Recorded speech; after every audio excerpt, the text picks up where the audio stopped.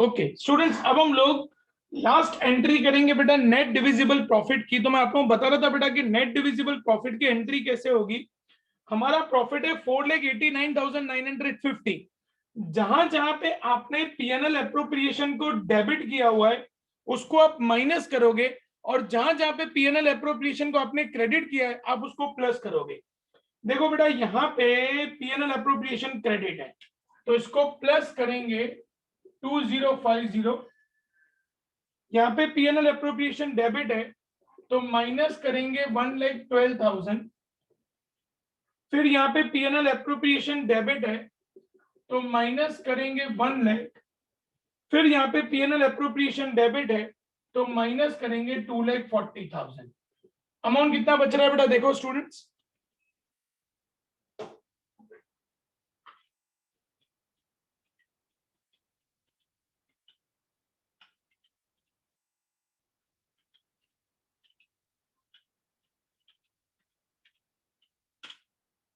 I think 40,000 students.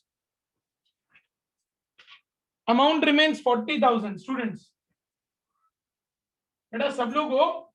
Can you hear me? Yes, sir. Yes, sir. Students ये 40,000 firm partners को देगा तो ये फर्म का एक्सपेंस है, इसीलिए पीएनएल एप्रोप्रिएशन अकाउंट डेबिट 40,000। ये इन दोनों को सोनू और रजत को 3:2 में मिलेगा तो to Sonu's capital to Rajat capital. 40,000 को हम लोग 3:2 में डिस्ट्रीब्यूट करेंगे तो 40,000 into 3 divide by 5 24. 24,000 and 16,000। Sum clear बेटा सब लोगों को स्टूडेंट्स? Yes, sir. सब में कोई डाउट बेटा किसी को स्टूडेंट्स? ओके कंप्लीट करो बेटा सम।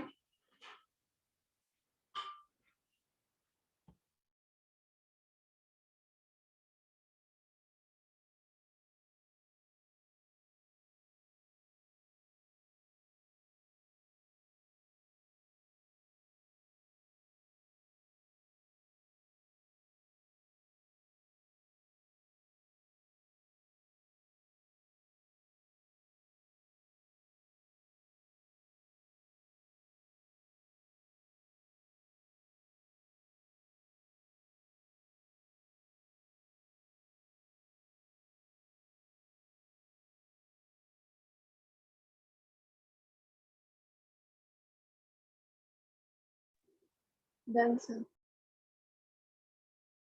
Done, sir. बेटा कंप्लीट हो गया सबका students? Done, sir. Yes, sir. Done, sir. Great students, अब हम लोग जो सम स्टार्ट कर रहे हैं बेटा उन सम्स को कई बार अकाउंटेंसी की लैंग्वेज में पोस्ट एडजस्टमेंट्स या कई बार रेक्टिफिकेशंस बोला जाता है बेटा। होता क्या है स्टूडेंट्स, कई बार जब फर्म सब कुछ कैलकुलेट कर लेती है, एनडीपी भी कैलकुलेट हो जाता है, सब कुछ कैलकुलेट होने के बाद फर्म को कई बार याद आता है कि हमने इंटरेस्ट ऑन कैपिटल तो कैलकुलेट ही नहीं किया, या कई बार ऐसा याद आता है कि हम लोगों ने इंटरेस्ट ऑन ड्राइंग्स तो कैलकुलेट ही नहीं किया, या कई बार ऐसा होता है कि हम लोगों ने जो प्रॉफिट डिस्ट्रीब्यूट किया वो हम लोगों ने गलत कर दिया। जैसे हमको यहाँ पे प्रॉफिट डिस्ट्रीब्यूट करना था 3:2 में, कई बार ऐसा हो जाता है कि वो इक्वल रेशियो में डिस्ट्रीब्यूट हो जाता है। तो इनको हम लोग पोस्ट एडजस्टमेंट सम्स भी कहते हैं या उनको रेक्टिफिकेशन ऑफ एरर के सम्स भी हम लोग कहते हैं।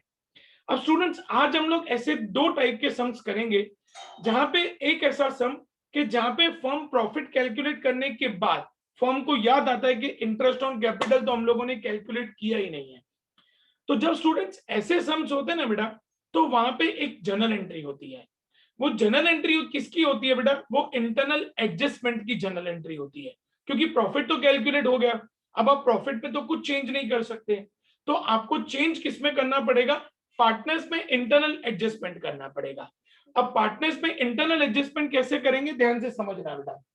दोनों टाइप का एक एक सम मैं कराऊंगा और एक एक सम आप लोग खुद करेंगे बेटा, और ऐसे वाले सम्स मैं आप लोगों को आज होमवर्क में दूंगा जो संडे तक आप लोगों को कंप्लीट कर लेने हैं बेटा। स्टूडेंट्स संडे मैं आप लोगों का लेक्चर लेने वाला हूं मॉर्निंग 10 o'clock। सुबह 10 बजे बेटा। होमवर्क संडे मॉर्निंग तक कंप्लीट कर लेना। तो पहले होमवर्क का डाउट सॉल्व करेंगे एंड देन उसके बाद हम लोग नए टॉपिक स्टार्ट करेंगे।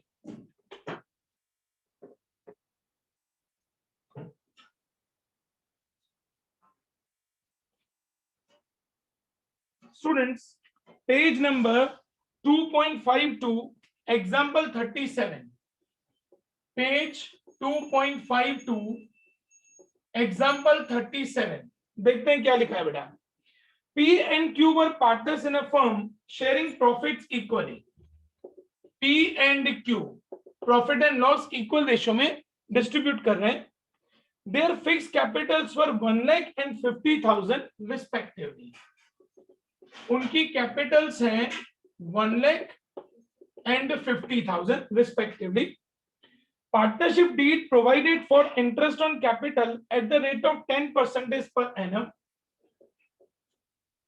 Firm calculates 10% interest on capital, which is 10,000 and 5,000 for the year ended 31st March 2016.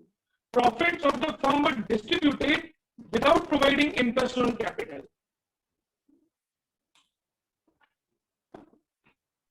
Your voice is glitching.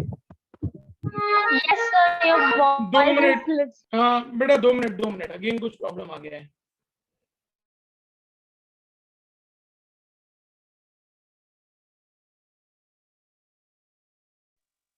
अब ठीक है स्टूडेंट्स, आवाज आ रही है मेरी?